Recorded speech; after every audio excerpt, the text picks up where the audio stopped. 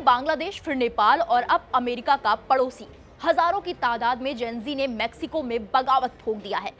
Mexico city की सड़कों पर हजारों लोगों का हुजूम अचानक जमा हो गया था। हाथों में तख्तियां, चेहरे पर नाराजगी और आवाज में बदलाव की मांग थी। इस प्रदर्शन में सबसे आगे थे जेनजी, यानी कि 90 के दशक के अंत से लेकर 2010 के बीच पैदा हुए युवा। इन युवाओं ने बढ़ते अपराध, भ्रष्टाचार और जवाबदेही की कमी के खिलाफ भयंकर प्रदर्शन किया। खास बात यह है कि इस विरोध के बाद में बड़ी संख्या में बुजुर्ग और विपक्ष से जुड़े समर्थक भी शामिल हो गए।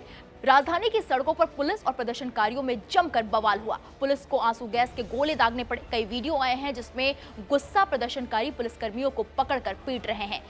जेनजी के गुस्से से मेक्सिको सरकार के हाथ पैर फूलने लगे। ये प्रदर्शन मुख्य रूप से राष्ट्रपति क्लाउडिया शेनबाउम सरकार की सुरक्षा नीतियों और ड्रग कार्टेलों के खिलाफ नरमी के खिलाफ किया जा रहा है। खासकर मिशोआकान राज्य में ड्रग तस्करों के विरुद्ध अभियान चला रहे मेयर कार्लोस मंजो की हत्या के बाद आंदोलन ने तेजी पकड़ ली। वैसे देखा जाए तो इस साल दुनिया के कई देशों में जेनजी के प्रदर्शन चर्चा में रहे। कभी लोकतंत्र को बचाने की आवाज, कभी असमानता के खिलाफ गुस्सा और कभी भ्रष्टाचार पर नाराजगी। सितंबर में नेपाल में लगे सोशल मीडिया बैन के बाद जेनजी का एक ऐसा ही बड़ा प्रदर्शन हुआ था, जिसके बाद वहां हिंसा इतनी बढ़ गई कि प्रधानमंत्री को इस्तीफा तक देना पड़ा था। मेक्सिको के युवा भी इसी तरह कहते हैं कि सिस्टम में घुस चुका भ्रष्टाचार और हिंसक अपराधों पर कार्रवाई न होना अब उनकी सहन शक्ति से बाहर हो गया है। प्रदर्शन में शामिल 29 साल के बिजनेस कंसल्टेंट एंड्रेस मासा ने कहा कि उन्हें अपने देश में सुरक्षा चाहिए। वो उस पायरेट स्कल वाले झंडे के साथ दिखे जो अब जेनजी आंदोलनों की पहचान बन चुका है। वहीं 43 साल की चिकित्सक क्लाउडिया क्रूज ने बताया कि वो सरकारी स्वास्थ्य व्यवस्था के लिए बेहतर फंडिंग